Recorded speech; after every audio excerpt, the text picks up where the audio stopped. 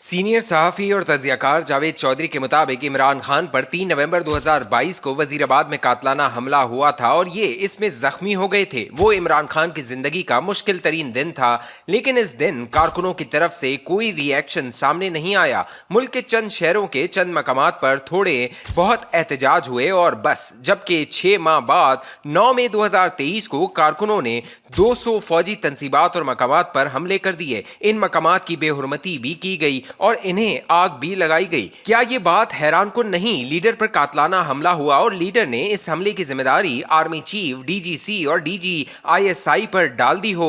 Leader ने ये तक कह दिया हो मुझे कत्ल कर दिया जाएगा, मगर कोई कारकुन बाहर निकलकर टायर तक न जलाए। लेकिन 9 मई को लीडर की सिर्फ गिरफ्तारी पर कारकुन बिफर जाएं और ये हसास मकामात को आग लगा दें। क्या ये हैरान कुन नहीं? अगर एहतजाज, हमले और आग लगाने का कोई मुनासिब दिन था तो वो 3 नवंबर का रोज था। इस दिन इमरान खान पर कातलाना हमला हुआ था, जबकि 9 मई को इन्हें सिर्फ गिरफ्तार किया गया था। कारकुन इस दिन क्यों बिफर गए? क्या कोई समझदार शख्स मुझे ये बारीक नुक्ता समझा सकता है? मेरे ख्याल में वजह सादी भी थी और सीधी भी। 29 नवंबर को आर्मी चीफ की तकर्री अभी बाकी थी और जनरल फैज हमीद को अपना दाव लगने की उम्मीद थी। जनरल फैज हमीद ने आर्मी चीफ बनने के लिए मरियम नवाज के समधी चौधरी मुनीर को भी नवाज शरीफ के पास भिजवाया था और चौधरी मुनीर ने इनकी बाकायदा सिफारिश की थी और ये पैगाम भी दिया था, मैं माजी की तमाम गलतियों का सूद समेत अजाला कर दूंगा। मियां नवाज शरीफ के एक करीबी दोस्त से भी सिफारिश कराई गई थी, मगर मियां साहब अपना फैसला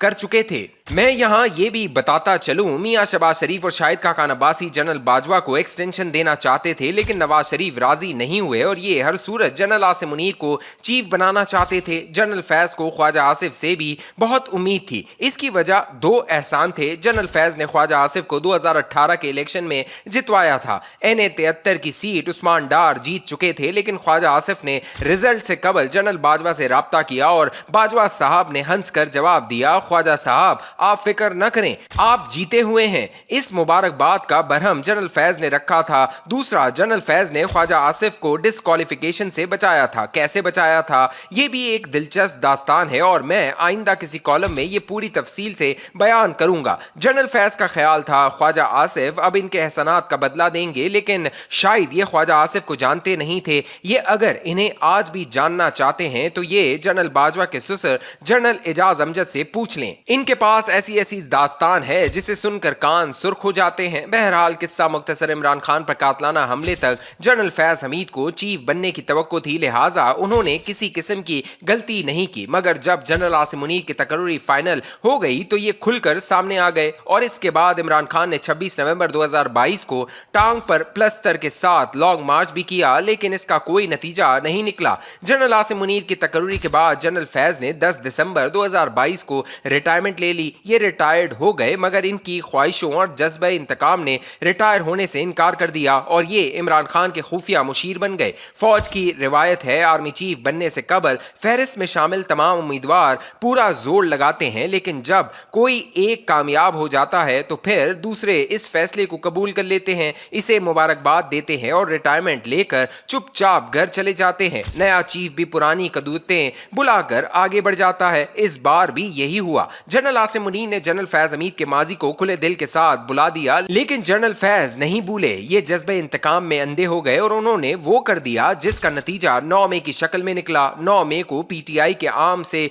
कारकुनों ने फौज के इन मकामात पर भी हमले किए जिनके बारे में फौज के अपने लोग भी नहीं जानते थे। लाहौर के कोर कमांडर के घर की लोकेशन कितने लाहौरियों को पता होगी? CSD फैसलाबाद में, ISI के दफ्तर चकदरा के FC fort, army military history institute AFIC, Gujranwala cantt के राहवाली गेट, मर्दान के पंजाब रेजिमेंट सेंटर और GHQ के गेट्स के बारे में आम कारकुनों को कैसे इल्म हुआ? ये सारी लोकेशंस और इनकी हसासियत से सिर्फ अंदर के लोग वाकिफ थे और जनरल फैज से ज्यादा अंदर का बंदा कौन हो सकता था? लिहाजा जनरल फैज ने इस फसाद में इमरान खान की सहूलतकारी की। इन्हें इससे कबल एक आध बार समझाने की कोशिश भी की गई थी। इन्हें ऐसे मकामात पर भी बुलाया गया जहां ये अपने दौरे इक्तदार में दूसरों को बुलाया करते थे। इन्हें रिटायरमेंट के बाद सहूलतकारी करने वाले ऑफिसर्स के अंजाम के बारे में भी बताया गया, लेकिन ये बाज ना आए और यूं 9 मई हो गया। हमें यहाँ ये मानना होगा 9 मई पाकिस्तान का 9/11 था और इसने पाकिस्तान के अंदर भी इसी तरह हर चीज बदल कर रख दी जिस तरह 9/11 ने पूरे अमेरिका को बदल दिया। अफवाज पाकिस्तान को 9 मई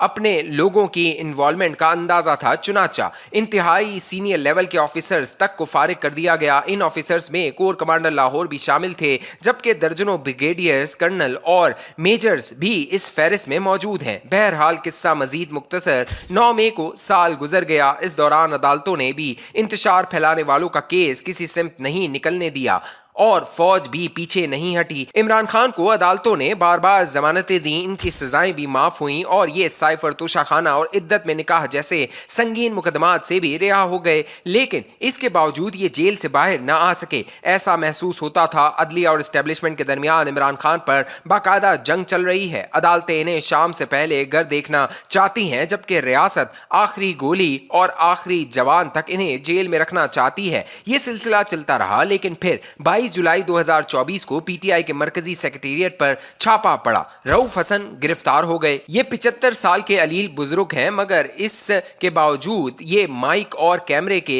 हैजे में मुब्तला हैं। रियासत इनकी बीमारी और बुढ़ापे का एहसास कर रही थी, लेकिन ये इंसानों के इस गिरोह से ताल्लुक रखते हैं जो जब तक आखिरी घर न देख लें या गलाजत तक न पहुंच जाएं, इन्हें आराम नहीं आता। रऊफ हसन ने भी यही किया। उन्होंने रियासत को मजबूर कर दिया और रियासत ने इन्हें गिरफ्तार कर लिया। इसके बाद रऊफ हसन ने 6 घंटे ना लगाए और यूं तमाम राज खुल गए। छापे के दौरान कंप्यूटर और लैपटॉप काबू में आ गए। रऊफ हसन के मोबाइल भी मिल गए और इसके बाद जनरल फैज, इनके 3 साथी brigadier retired Ghaffar, brigadier retired Naeem और कर्नल रिटायर्ड आसिम भी सामने आ गए और इमरान खान का जेल का नेटवर्क भी जनरल फैज को हिरासत में ले लिया गया।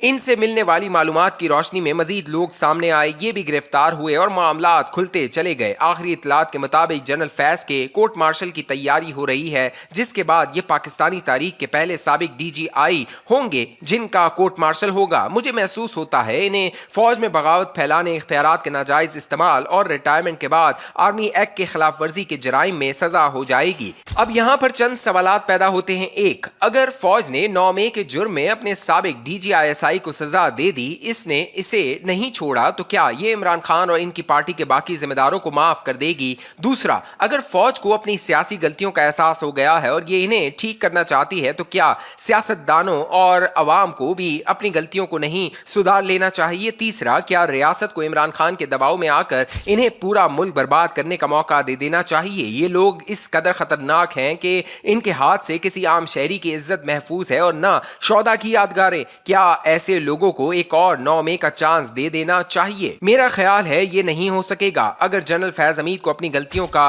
तावान अदा करना पड़ रहा है, तो फिर बचत इमरान खान की भी नहीं होगी और अगर किसी ने अंजाम के रास्ते में रुकावट बनने की कोशिश की तो इसे भी तैयारी कर लेनी चाहिए। मेरा नहीं ख्याल अब कोई जिम्मेदार एहतसाब की चक्की से बच सकेगा और अगर ये लोग बच गए तो फिर मेरे मुंह में खाक, अल्लाह माफ करे, ये मुल्क नहीं बचेगा।